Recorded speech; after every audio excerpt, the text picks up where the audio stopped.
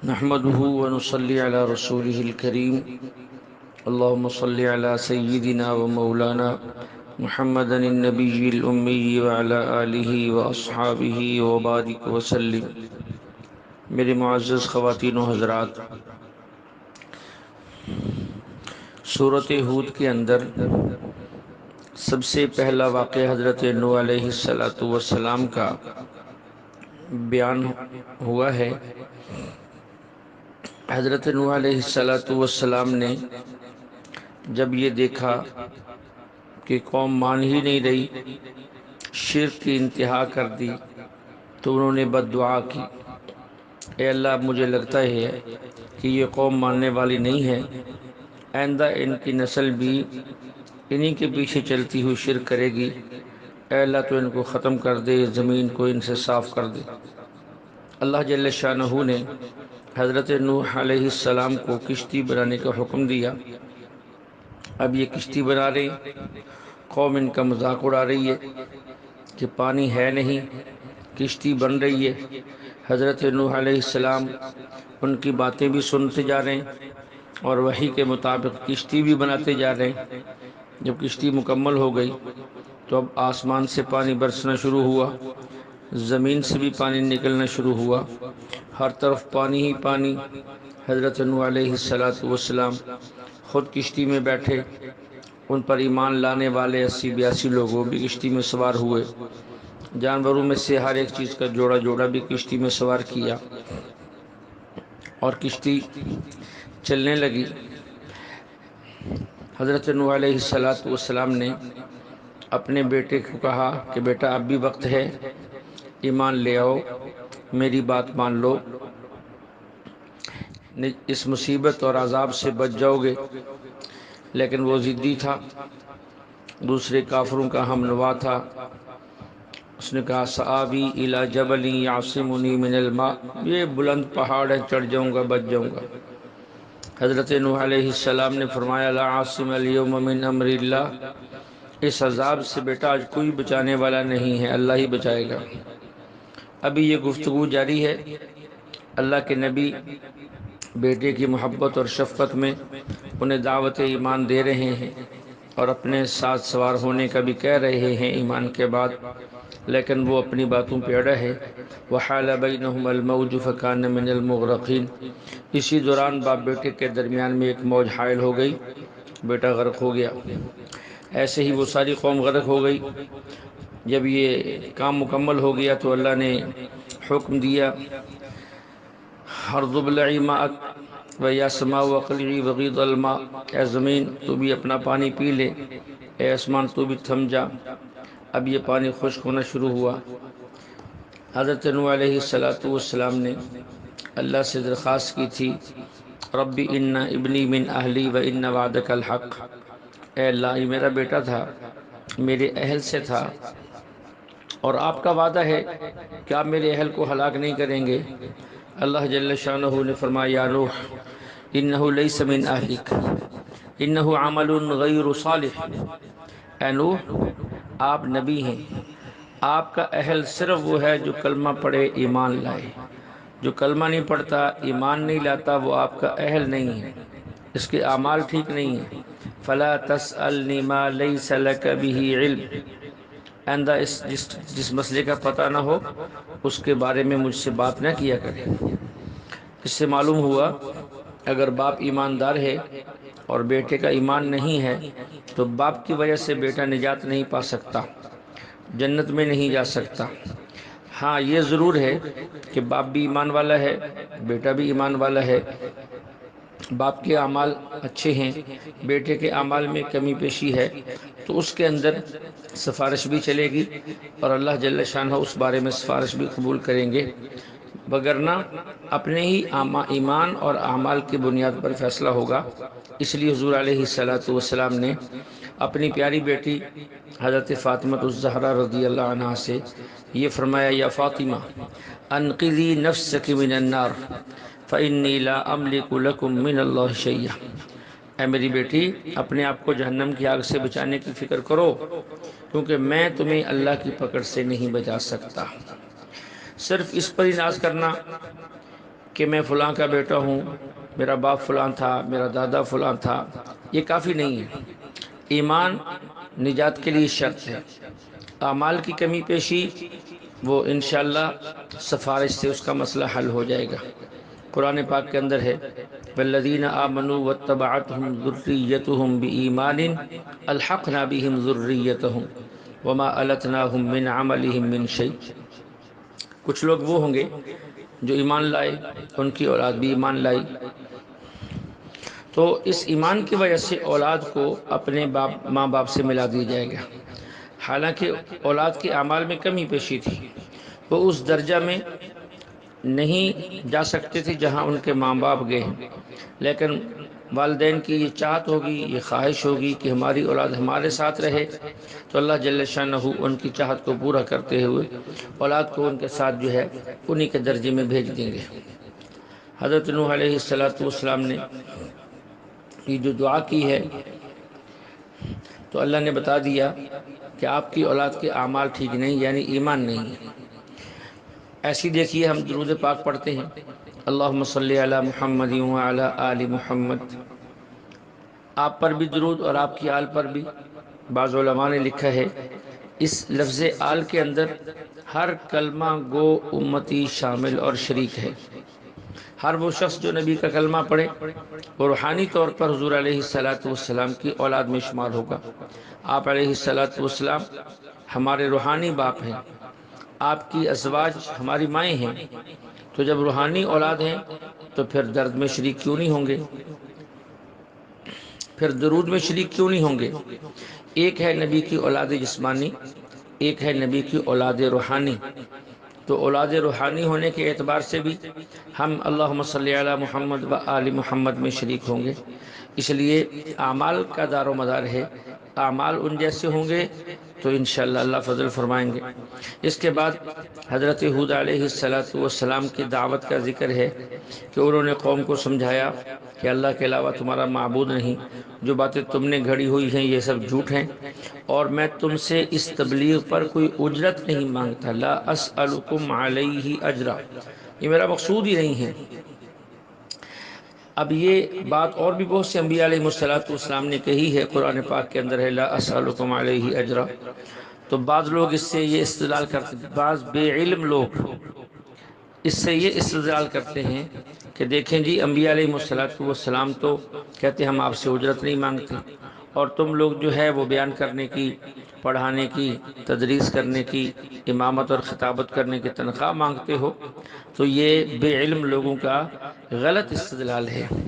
اللہ کے نبی علیہ السلام کافروں سے اجرت نہیں مانگ رہے ایمان کی دعوت دینے پر، وگرنہ صحابہ کرام رضوان اللہ علیہم اجمعین اپنی خوشی سے بھی ہدیہ لا کر دیتے تھے، اللہ کے نبی قبول کرتے تھے اور ان کے لیے دعائیں کرتے تھے، اور خود بھی بوقت ضرورت ان سے مطالبہ کرتے تھے۔ ایک روایت کا مفہوم ہے کہ حضرت علی رضی اللہ عنہ نے ایک موقع پر حضور صلی اللہ علیہ وسلم سے پوچھا کہ یا رسول اللہ قیامت کے دن سب سے پہلے حساب کس کا ہوگا؟ آپ نے فرمایا کہ ابو بکر کا۔ پوچھا یا رسول اللہ پھر؟ فرمایا عمر کا۔ پوچھا یا رسول اللہ پھر؟ فرمایا کہ علی تیرا۔ حضرت علی چونک اٹھے اور عرض کی یا رسول اللہ آپ نے عثمان کا نام تو لیا ہی نہیں، اس لیے کہ یہ بات معروف تھی، صحابہ میں درجہ بندی ایسے ہی سب جانتے تھے، آپ کے بعد مقام ابو بکر کا ہے، پھر عمر کا ہے، پھر عثمان کا ہے، پھر علی کا ہے، تو حضرت علی خود ہی بول پڑے یا رسول اللہ عثمان کا نام تو لیا ہی نہیں۔ آپ نے فرمایا کہ ہے علی میری ایک حاجت تھی، میں نے حضرت عثمان سے خلوت کے اندر اپنی اس حاجت کا ذکر کیا، انہوں نے میری وہ حاجت پوری کر دی، میں نے اللہ سے ان کے لیے دعا مانگی کہ یا اللہ عثمان کا حساب نہ لیا جائے، اللہ نے میری اس دعا کو قبول کر لیا۔ اب دیکھیے اپنی حاجت بتا رہے ہیں اور لوگوں سے تبوک کے موقع پر چندہ بھی اکٹھا کر رہے ہیں اور بھی موقعوں پر، تو کافروں کی بات جو ہے وہ مسلمانوں پر فٹ نہ کی جائے جیسا کہ دوسرے غیر مقلدین کرتے ہیں۔ اس واقعے کے بعد حضرت صالح علیہ السلام کا واقعہ ہے، انہوں نے بھی اپنی قوم کو توحید کی دعوت دی، اللہ کے معبود ہونے کی طرف بلایا اور اللہ کی طرف سے معجزات بھی ان کو دکھائے، لیکن نہ مانی۔ جیسے قوم عاد پر ہوا کا طوفان آیا، وہ ہلاک ہو گئی۔ ایسے صالح علیہ السلام کی قوم سمود پر ایک فرشتے نے چیخ ماری اور وہ سارے کے سارے مر گئے۔ اس کے بعد حضرت ابراہیم علیہ السلام کے واقعے کو اختصار سے نقل کیا ہے، اور پھر اس کے بعد حضرت لوط علیہ السلام کی قوم کا واقعہ ہے۔ قالوا لقد علمت ما لنا في بناتك من حق وإنك لتعلم ما نريد۔ حضرت لوط علیہ السلام کی قوم کی بدترین عادت یہ تھی کہ وہ مردوں کے ساتھ جنسی تعلق قائم کرتے تھے۔ حضرت لوط علیہ السلام نے منع فرمایا، یا قوم ہؤلاء بناتی ہن اطہر لکم، یہ میری بیٹیاں ہیں۔ نبی کی امت جو ہوتی ہے وہ ساری نبی کی بیٹیاں ہوتی ہیں، اگر یہ میری بیٹیاں، ان سے نکاح کرو۔ تم لوگ یہ بدترین حرکت کیوں کرتے ہو؟ انہوں نے کہا قالوا لقد علمت ما لنا في بناتك من حق، اے لوط تو جانتا ہے ہمیں عورتوں سے کوئی غرض نہیں ہے، ہماری غرض اور ہے۔ حضرت لوط علیہ السلام نے بد دعا کی، اللہ نے عذاب نازل کیا، فجعلنا علیہا سافلہا، بستی کو الٹ پلٹ کر دیا، پتھروں کی بارش برسائی۔ ایسی ظالم قوم تھی کہ مہمانوں کو بھی معاف نہیں کرتی تھی۔ حضرت لوط علیہ السلام کے پاس فرشتے خوبصورت بیریش لڑکوں کی شکل میں آئے، تو ان کی بیوی نے ان کو اطلاع کر دی، تو وہاں پہنچ گئے۔ حضرت لوط علیہ السلام نے فرمایا خدا سے ڈرو، یہ قوم کی بیٹی ہیں، اس سے نکاح کرو، یہ میرے ساتھ ظلم نہ کرو، مہمانوں کے سامنے مجھے رسوا نہ کرو۔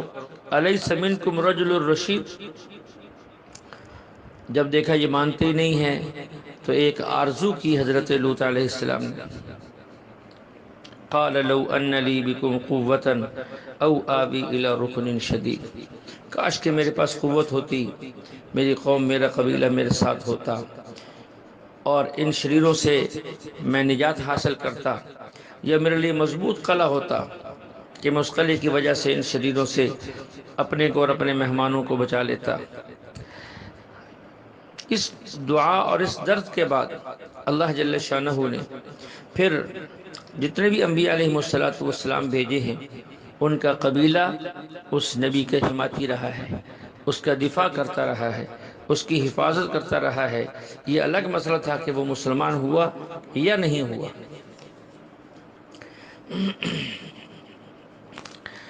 تو اس کے بعد جو ہے پھر قوم شعیب کا واقعہ بیان کیا ہے، جو ناپ تول میں کمی کرتے تھے، ان پر بھی آگ کا عذاب برسایا گیا۔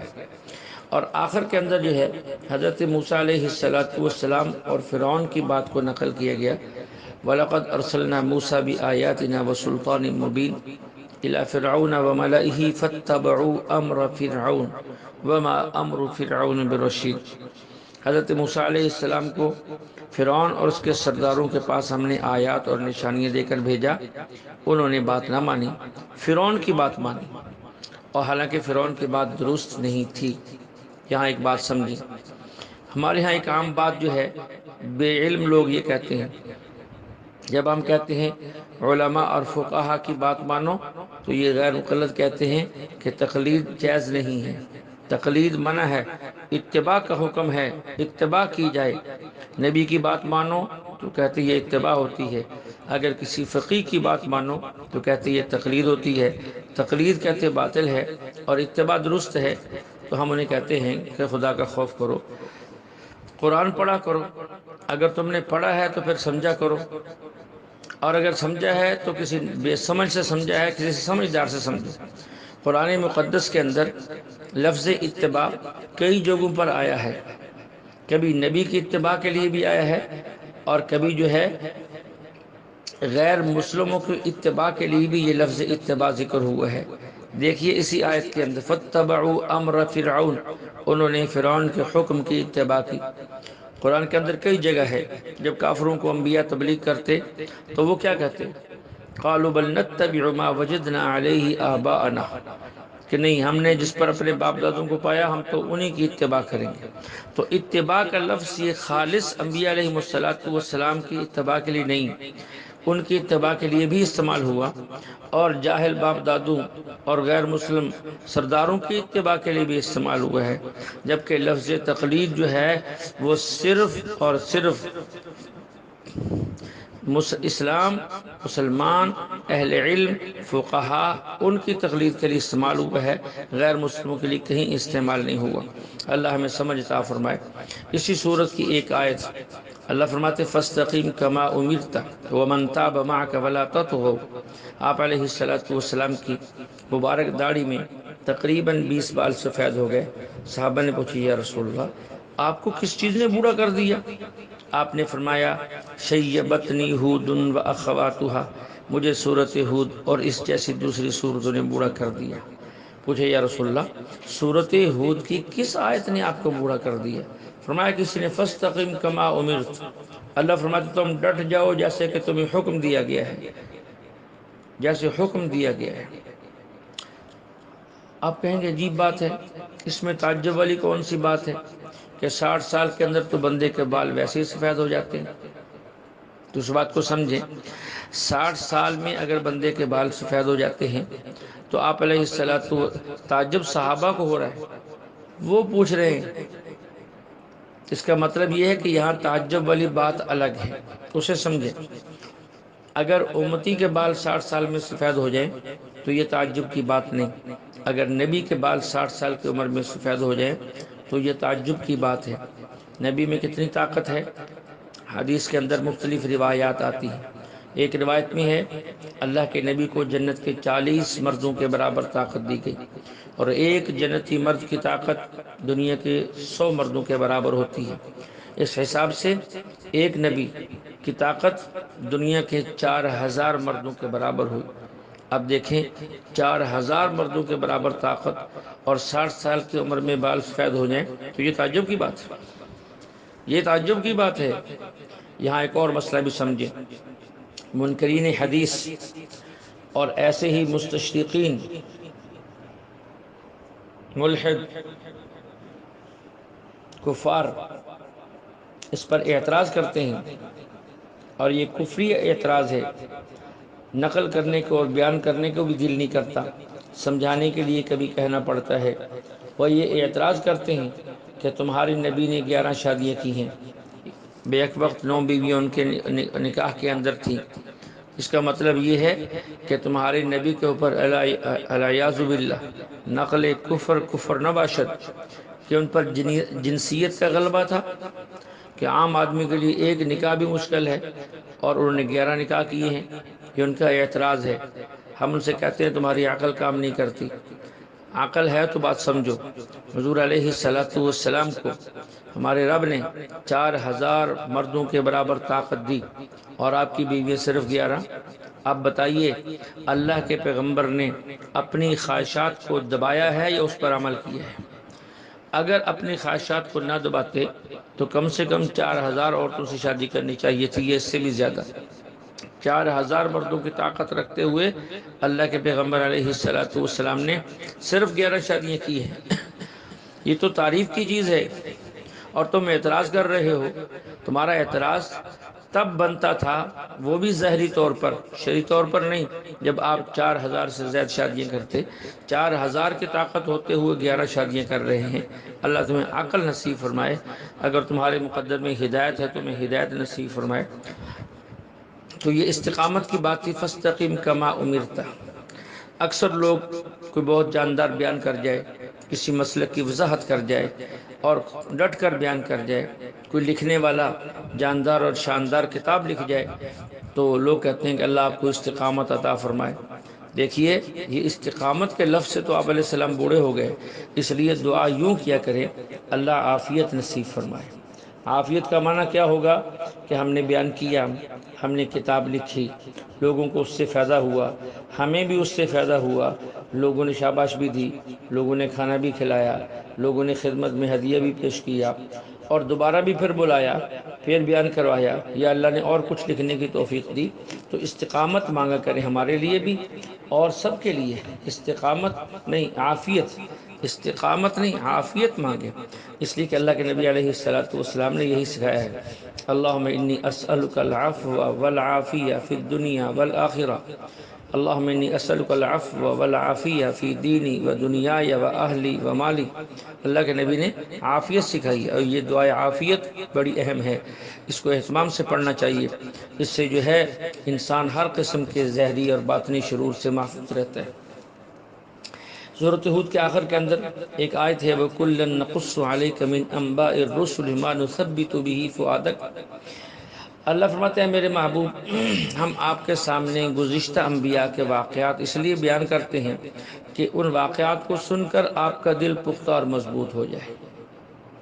بالکل ٹھیک ہے، یہاں ایک مسئلہ ذہن میں رکھیں، نبی کے دل کو مضبوط کرنے کے لیے اللہ نے انبیاء علیہ السلام کے واقعات بیان کیے۔ ہم امتی ہیں، امتیوں کے دل کو مضبوط کرنے کے لیے امتیوں کے واقعات بیان ہونے چاہیے، اس لیے ہم اکابر اور بزرگوں کے واقعات بیان کرتے ہیں۔ لوگ عجیب بات کرتے ہیں، کہتے جی بزرگوں کے واقعات بیان کرتے ہیں، بزرگوں کے واقعات کیوں بیان کرتے ہو، انبیاء کے واقعات بیان کرو۔ ہم کہتے ہیں وہ جو اللہ نے عقل دی ہے وہ آخر کب استعمال کرو گے، کبھی اسے بھی استعمال کر لیا کرو۔ اگر مخاطب نبی ہے تو نبی کے دل کو پختہ رکھنے کے لیے نبیوں کے واقعات بیان کیے جائیں گے، جیسے اللہ نے بیان فرمائے۔ حضرت سلیمان علیہ السلام کو دیکھو، اللہ نے انہیں حکومت اور بادشاہت اور تخت دیا، تب بھی وہ حق بات پر قائم رہے۔ حضرت ایوب علیہ السلام اتنے بیمار ہوئے، اس سخت بیماری کے باوجود بھی حق پر قائم رہے۔ داؤد علیہ السلام کو ملک کو بادشاہت ملی، تب بھی حق بیان کیا۔ یحییٰ علیہ السلام کو دیکھو ٹکڑے ٹکڑے کر دیے گئے، تب بھی وہ حق بیان کرتے رہے اور حق پر جمے رہے۔ اے پیغمبر آپ بھی حق پر ثابت قدم رہیں، جس طرح یہ پہلے لوگ جو ہے وہ حق پر ثابت قدم رہیں۔ دیکھیں آپ علیہ السلام مخاطب ہیں، اللہ انبیاء کے واقعات بیان کر رہے ہیں۔ فَكُلًّا نَقُصُّ عَلَيْكَ مِنْ أَنْبَاءِ الرُّسُلِ مَا نُثَبِّتُ بِهِ فُؤَادَكَ۔ اگر آج ہم یہی واقعات لوگوں کے سامنے بیان کریں تو لوگ کہیں گے مولانا صاحب وہ تو نبی تھے، وہ تو پیغمبر تھے، ان کا تو ہمارے ساتھ کچھ جوڑ ہی نہیں ہے، اس لیے اگر وہ حق پر قائم رہے تو ہم کیسے رہ سکتے ہیں، اتنی تکلیف کے باوجود ہم کیسے رہ سکتے ہیں، ہم تو نبی کا مقابلہ نہیں کر سکتے۔ اس لیے ان کے سامنے امتیوں کے واقعات بیان کرتے ہیں، بزرگوں کے واقعات، ان کی قربانی۔ دیکھیے مجدد الفسانی نے کتنی مشقت اٹھائی، جیل کاٹی، حق پر ثابت قدم رہے۔ شاہ ولی اللہ رحمۃ اللہ علیہ مصائب کو برداشت کیا، حق پر قائم رہے۔